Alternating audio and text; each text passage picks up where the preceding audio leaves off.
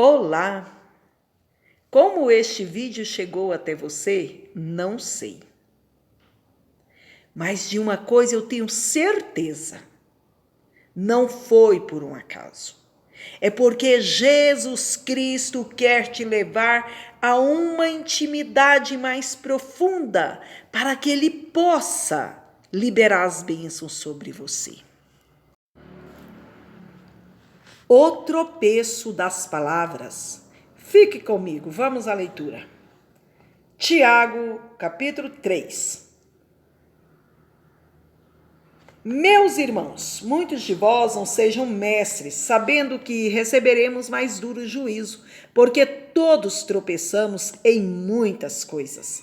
Se alguém não tropeça em palavra, este é varão perfeito, que também é poderoso para refrear todo o corpo. Ora, nós pomos freio nas bocas dos cavalos para que nos obedeçam e conseguimos dirigir todo o seu corpo. Vede também as naus que, embora sendo tão grandes e levadas de impetuosos ventos, se viram com um bem pequeno leme para onde quer que a vontade de quem as governe. Assim também é a língua, é um membro pequeno e gloria-se de grandes coisas. Vede quão grande bosque um pequeno fogo incendeia? A língua é também um fogo, como um mundo de iniquidade. A língua está posta entre os nossos membros e contamina todo o corpo, e inflama o curso da natureza, e é inflamada pelo inferno. Porque toda a natureza, também de bestas feras, como de aves, também de répteis, como de seres do mar, doma-se e foi domada pela natureza humana. Mas nenhum homem pode domar a língua. É um mal que não pode ser refreado, está cheia de veneno mortal. Com ela bendizemos a Deus e Pai, e com ela amaldiçoamos os homens, os quais são feitos à semelhança de Deus. De uma mesma boca procede bênçãos e maldição. Bênção e maldição. Meus irmãos, não convém que essas coisas sejam feitas assim. Porventura deita alguma fonte de um mesmo manancial água doce e água amarga? Meus irmãos, pode também a figueira produzir azeitonas ou a videira figos? Assim tampouco nenhuma fonte pode dar água salgada e doce. Então está aí a leitura do verso 1 ao verso 12. Não é fácil a pessoa controlar a língua. Basta um pisar no calo que as palavras vão saindo ao vento, né? Vai falando o que pensa que deve falar. Então, é muito difícil alguém não tropeçar em palavras. Até mesmo as pessoas mansas, uma hora acaba por não vigiar e falar o que não deve falar. E isto, quando percebe, é tarde demais, é um ato falho, né? É um ato muito falho, é gravíssimo, pois revela o que está no interior da pessoa e muitas vezes causa sérios problemas, tanto a quem diz, como também a quem está ouvindo. Por isso precisamos vigiar, santificando a língua, para que não venhamos a tropeçar por palavras. Bom é aquele que fala pouco, porque o que fala pouco talvez não venha a tropeçar, né? Mas também tem muitos que falam pouco, que infelizmente esse pouco dá medo, tem pessoas que falam tão pouco, mas que quando fala dói, ofende, machuca, e é o poder da língua, né? Vamos aqui entender a dificuldade em dominar a língua. Mais duro juízo aos mestres, né? Tiago, ele aconselha que muitos não devem querer ser mestres, pois para esses, né, no caso, está reservado mais duro juízo. Está lá no versículo 1, né, desse capítulo 3. De acordo com a Bíblia de Estudo Pentecostal, os mestres são os pastores dirigentes de igreja, missionários, pregadores da palavra, qualquer pessoa que ensine na igreja. O professor, o mestre, né, precisa compreender que ninguém da igreja tem uma responsabilidade maior do que aqueles que ensinam as Sagradas Escrituras. E no juízo, os mestres cristãos serão julgados com mais rigor e mais exigência do que os demais crentes, porque eles conhecem, os mestres conhecem o que está falando, né? Então é preciso praticar a verdade, andar na verdade, no caminho mesmo que é o Senhor, para não tropeçar na língua. Outro ponto aí é que o mestre tem que ser um exemplo mesmo. É tarefa difícil ensinar na igreja do Senhor, porque as pessoas empolgam-se com os ensinos bem ministrados, fundamentados, ilustrados, mas depois olham para a vida do pregador.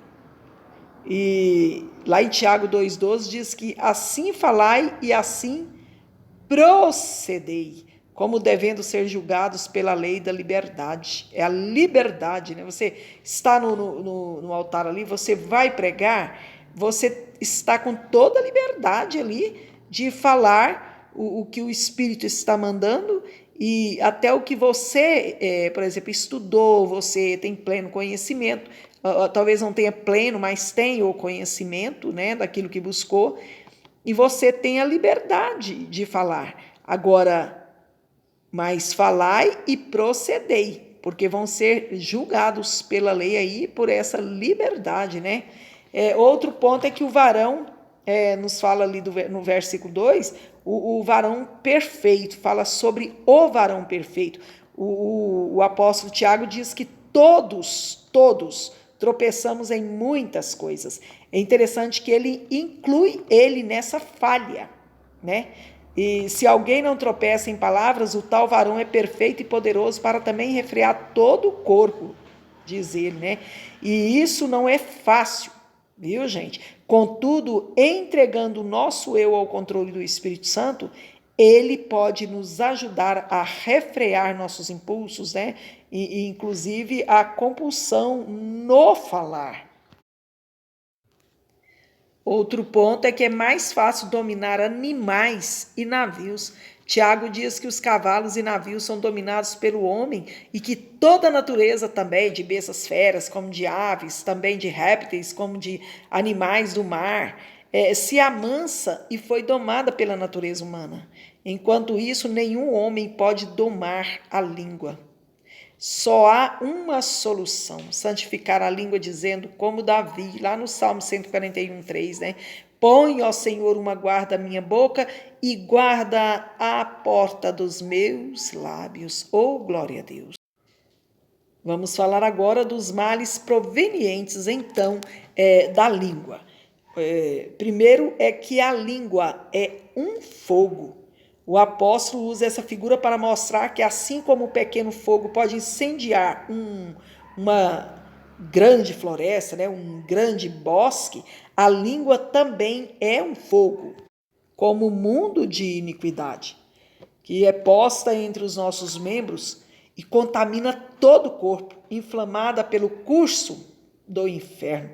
Realmente, na vida de todos os dias, vemos que a língua serve de instrumento para a propagação da mentira, das falsas doutrinas, da intriga, da inveja, das agressões verbais, de tantas coisas, da fofoca, né, de tantas coisas, de tantos males que tem causado às igrejas, né? Se todos os crentes ficassem interagidos em guardar a língua, vigilando nas palavras, tanto em casa, como no trabalho, como na escola, como na igreja, as igrejas seriam de milagres, de cura. Então, o que impede as bênçãos dentro da igreja, na verdade, é a língua de fogo estranho, porque tem a língua de fogo, né, que é dado pelo Espírito Santo, como que é de fogo, mas a língua de fogo estranho, meu querido, minha querida,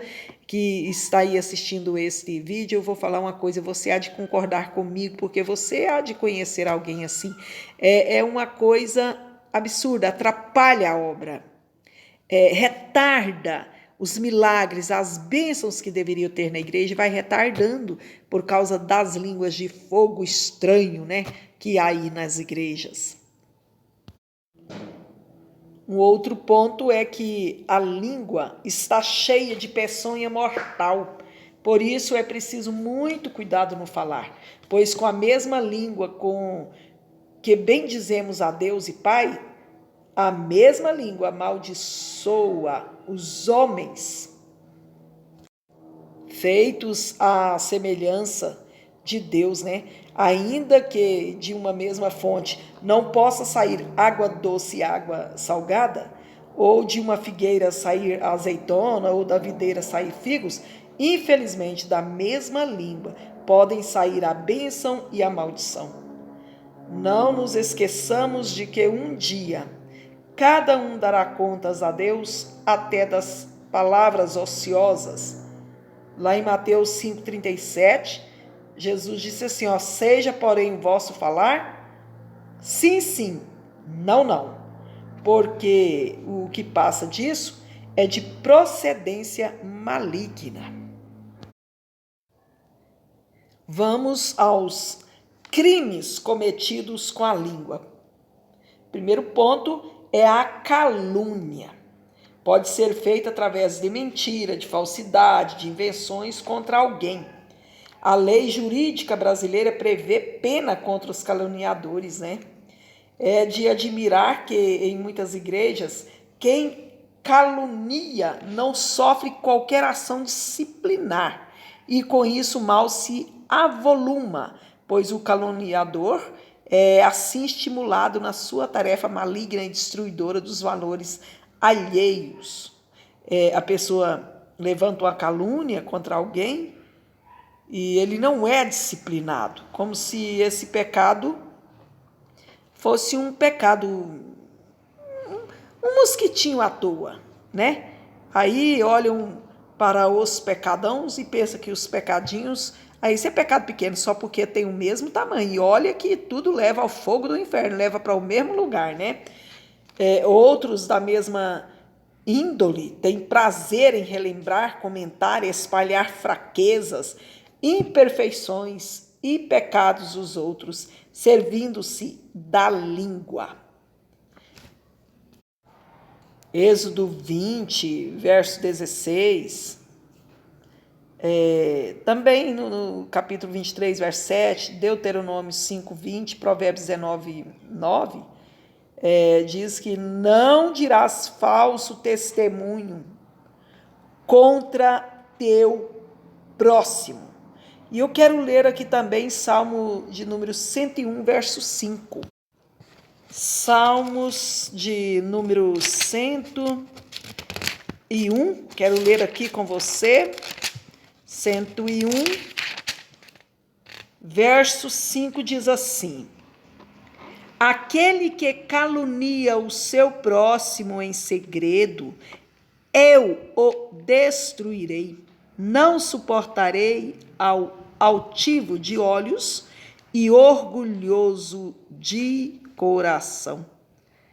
E isso em geral se aplica a qualquer um, né? Entretanto, seu maior cumprimento aponta para a ação dos escribas, saduceus, fariseus, que difamaram a Cristo. E também hoje, né? Sempre serviu e servirá, né? Para aqueles que têm difamado, caluniado os irmãos. Então, que venha se arrepender imediatamente e fazer uma aliança com o Senhor, de pedir a misericórdia de Deus, de não fazer mais isto, né? E outra coisa que eu quero lembrar aqui, junto com você, é que hoje nós entendemos que muitas pessoas que estão afastadas, desviadas, foram vítimas viu? De calúnia de algum irmão. Um porque às vezes tropeçou e alguém saiu contando o seu tropeço, né? A sua falha. E aí acabou chegando nessa pessoa e a coisa vai, a coisa vem, e a pessoa...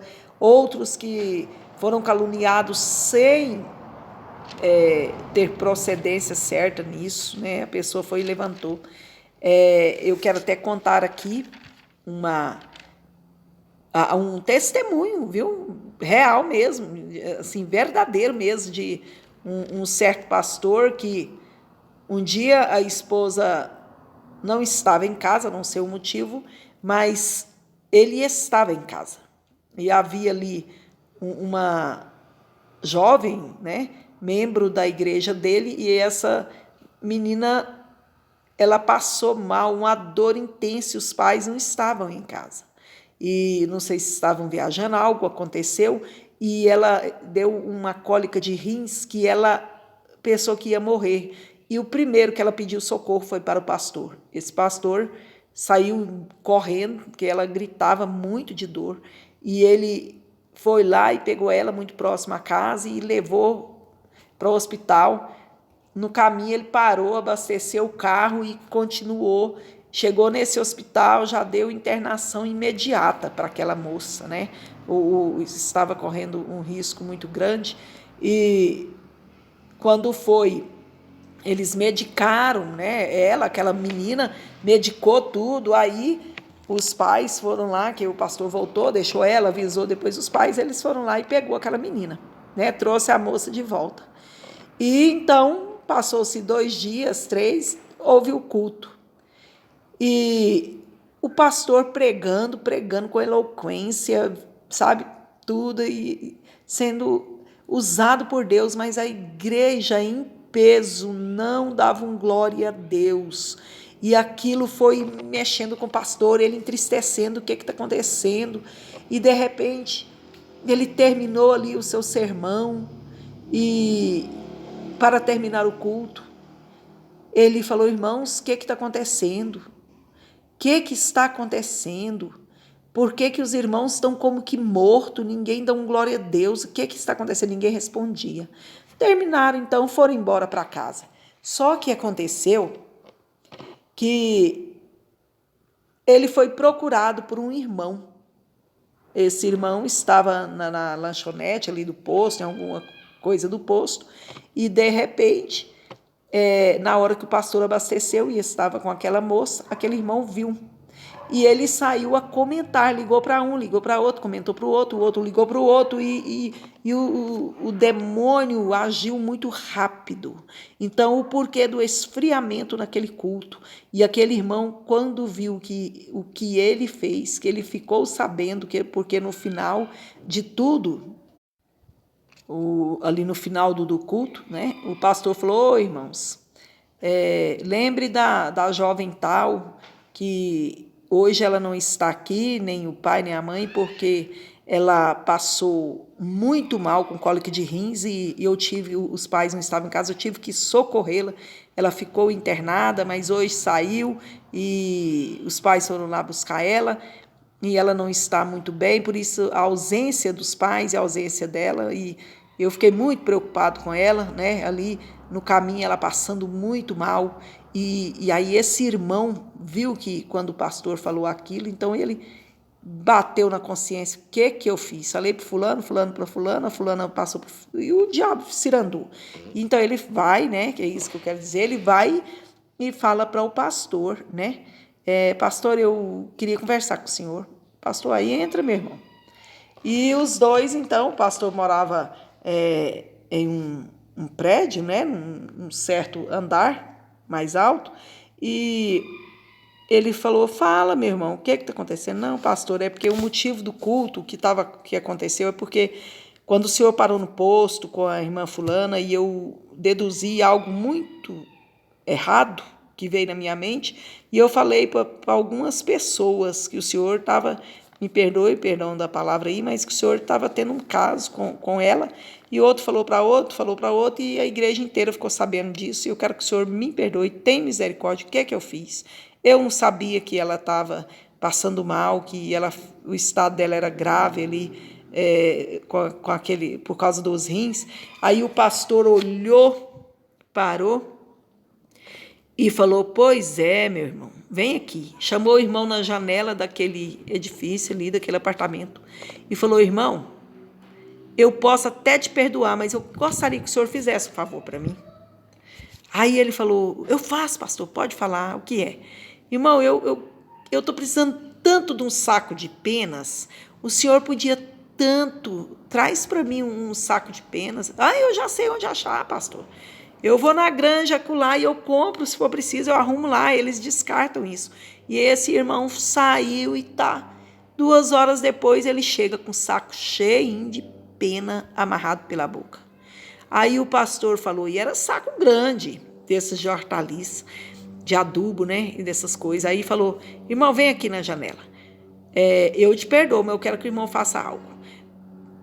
Comece a jogar essas penas pela janela. Uai, pastor, o senhor está doido? Não, faça isso, é tão simples. E esse irmão começou a pegar as mãozadas de penas de galinha e jogando, e caiu pena em cima de carros, de caminhões, na janela de outros. O vento levou para muito longe penas que ele nem via, não ficou nada naquele saco. Aí ele falou, pronto. O pastor falou, foi todas as penas? Foi. O pastor falou, pois é, meu irmão. Agora eu tenho outra tarefa para o senhor. Qual, pastor? Pega esse saco, vai lá e ajunta todas as penas dentro desse saco, todas. Ele disse, mas é impossível. O homem disse, é impossível, pastor, porque tem penas que os carros levaram, caminhonetas que caíram dentro da carroceria. É impossível, pastor. Não tem como. O pastor falou, pois é, irmão, é a língua de fogo, meu irmão.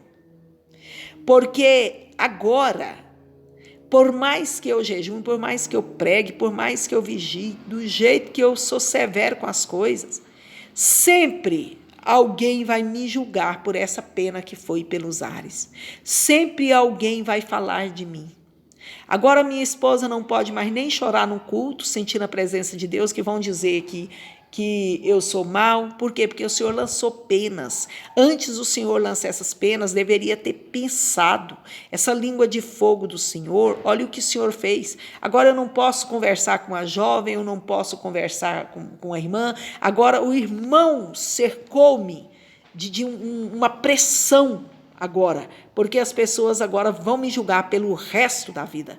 Então, o que eu quero dizer para você a respeito desse fato que aconteceu algum tempo atrás, é que a língua, ela é como essas penas que levam ao vento. Depois de lançadas, é muito difícil ajuntá-las. Nunca vai dar conta de ajuntá-las. Olha que coisa, né? Então, temos que pensar muito, muito a respeito disto aí. Um outro ponto é a difamação.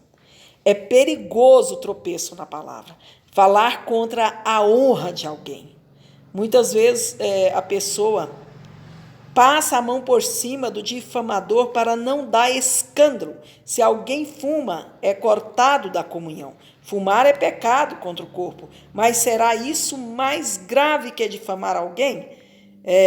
Então, nós temos que entender, por exemplo, Tiago 4:11a diz que, irmãos, não faleis mal uns dos outros. É muito claro. O outro ponto é a injúria. Jesus, o sermão da montanha, ele disse, e qualquer que chamar a seu irmão de raca, será réu de sinédrio, e qualquer que lhe chamar de louco será réu do fogo do inferno. Mateus 5:22b. Há uma atitude de 2 pesos e 2 medidas aqui. Em muitas igrejas, quando só são punidos aqueles que adulteram, roubam, mas ficam totalmente impunes os caluniadores, injuriadores e difamadores. Alguém responderá por isso no juízo de Deus. Outros tropeços na palavra. Um ponto é o boato, né? Boato vem do latim boatu, significando mugido ou berro de boi, que significa notícia anônima, que ocorre publicamente sem confirmação, uma coisa balela, um rumor, um zum zum zum, há um demônio espalhando esse tipo de coisa em muitas igrejas. Ouvi dizer que, né? Um passarinho verde me contou. Eu vou te falar, mas não fala para ninguém. O disse-me disse. Sinônimos de mexerico, viu? Já é conhecida a história do homem que espalhou boato contra outro. Não foi assim que eu falei? Pois é. Este abatido, essa pessoa que foi aí vítima do boato, ele fica tão abatido que pode ficar até depressivo, viu? Para não dar conta mais de resolver a questão. Nós entendemos que o boateiro, ele diz assim, eu perdoo por vocês falarem que eu falei. Acredita que o boateiro fala isso, a boateira? Ele espalha o boato e diz, olha, mas eu perdoo essas pessoas que estão dizendo que eu disse, só porque Deus sabe que a pessoa disse, viu? Deus sabe. E outra coisa, é melhor termos cuidado com o mugido do boi, né? Que é o diabo, é os demônios. Vamos também a um outro ponto, que é a murmuração. Murmurar significa dizer em voz baixa, segredar, censurar disfarçadamente, conversar, difamando ou desacreditando. Os demônios da murmuração estão soltos no meio de muitas igrejas. É crente falando contra o pastor e sua família e vice-versa. É obreiro falando contra outro. É esposa do obreiro murmurando contra esse ou aquele crente. É crente difamando o pastor. O pastor está lá pagando um preço e o crente está mandando ver, Isso, gente, é a minoria dentro das igrejas, porque muita gente, eu creio que até a maioria, estão ali consagrando a vida e vigiando, né, diante do Senhor. Então, tem alguns aí que causa tristeza de dissensões às igrejas. Nós devemos ter cuidado, pois Deus ouve as murmurações. Se você tiver um tempinho, leia Êxodo 16, o verso 7 e 8 e Salmo 31, 13. E Filipenses 2,14 diz assim, fazei todas as coisas sem murmurações e nem contendas. Outro ponto são as palavras torpes. Paulo escreve aos Efésios 4:29 assim, não saia da vossa boca nenhuma palavra torpe, mas só a que for boa para promover a edificação, né? Para que dê graça aos que a ouvem, não é isto? Nós entendemos que piadas, aquilo que ridiculariza as coisas do Senhor, grosserias, palavras chulas e expressões obscenas, isso aí pode crer, pode ter certeza, vai prestar conta. Uma hora a conta de Deus vai chegar e você vai ter, eu digo você porque eu não sei para onde vai esse vídeo, mas se a pessoa é assim, é melhor se humilhar diante do Senhor, pedir perdão imediatamente. Tudo isso leva o crente a tropeçar na palavra, usando a língua para agradar ao diabo e entristecer o Espírito Santo. Vamos então concluir este pequeno estudo.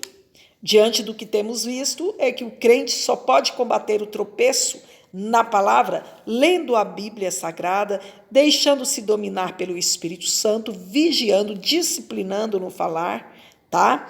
Pois nós somos cidadãos dos céus e não do diabo. A nossa linguagem é boa, é alegre, é uma linguagem pelo Espírito Santo e não coisas vulgares. Isso aí é dos demônios, nós somos de Deus. Então fica aí uma pequena palavra, mais um estudo aqui, a missionária Rosa Dias. Se você sentir, se inscreva, se for por Deus, viu? Não faça isso se não for. Compartilhe, se você vê que precisa de mandar este vídeo para mais outras pessoas, né? Se você puder, deixe comentário, fala de onde que você que cidade que você que maravilha, né? Saber que você está ouvindo este vídeo e falar para você, inscrito, que eu estou orando por você nas madrugadas. O Senhor te abençoará. Meu forte abraço. Fique na paz.